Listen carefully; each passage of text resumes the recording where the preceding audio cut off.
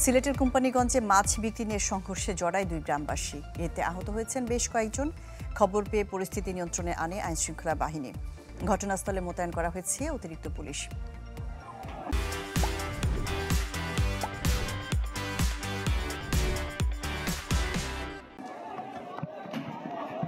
লাঠিসোঁটা, দেশীয় অস্ত্র ও ইটপাটকেল নিয়ে সংঘর্ষ হয় দুই গ্রামবাসীর মধ্যে, যা মুহূর্তেই রূপ নেয় রণক্ষেত্রে।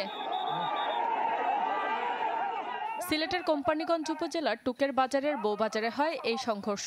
গত রোববার মাছ বিক্রি নিয়ে বাক বিতণ্ডা হয় দুই ব্যবসায়ীর মধ্যে। তারই রেশ ধরে মঙ্গলবার সকালে আবারও কথা কাটাকাটি, এক পর্যায়ে সংঘর্ষে জড়ায় তারা। স্থানীয়রা জানায়, বিষয়টি সালিশের মাধ্যমে সমঝোতার চেষ্টা করা হলে তখনই সংঘর্ষ বাধে। এতে দুই পক্ষের বেশ কয়েকজন আহত হয়েছেন। তুচ্ছ ঘটনাকে কেন্দ্র করে একটি সংঘর্ষ হয়, ছোটখাটো সেই সংঘর্ষে আবার বিচার সালিশেও চলে গেছে, কিন্তু সেটার রেশ ধরে আবারও আজকে সকাল থেকে দুটি গ্রাম এবং এলাকার কিছু মানুষ আবার সেই সংঘর্ষ লাগে এবং ধাওয়া পাল্টা দেওয়া হয়। পক্ষ মীমাংসা করছে আর পক্ষ মীমাংসা রাজি না হয় আজকের এই অনাকাঙ্ক্ষিত ঘটনা ঘটে গেছে। খবর পেয়ে পুলিশ এসে পরিস্থিতি স্বাভাবিক করে।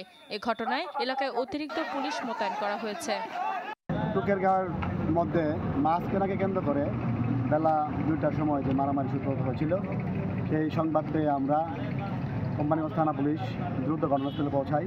আমাদের আহ্বান তারা উপেক্ষা করলে টিয়ার শেল নিক্ষেপ করে কোম্পানিগঞ্জ থানা পুলিশের 40 সদস্য একটি টিম ঘটনাস্থলে পৌঁছতে হয় এবং টিয়ার শেল নিক্ষেপ করে উভয় পক্ষকে সরিয়ে দিতে সক্ষম হয়। এর আগেও মোবাইল চার্জ নিয়ে কথা কাটাকাটির জেরে গণমাধ্যমে শিরোনাম হয় সিলেটের কোম্পানিগঞ্জ। Desk report, channel 24।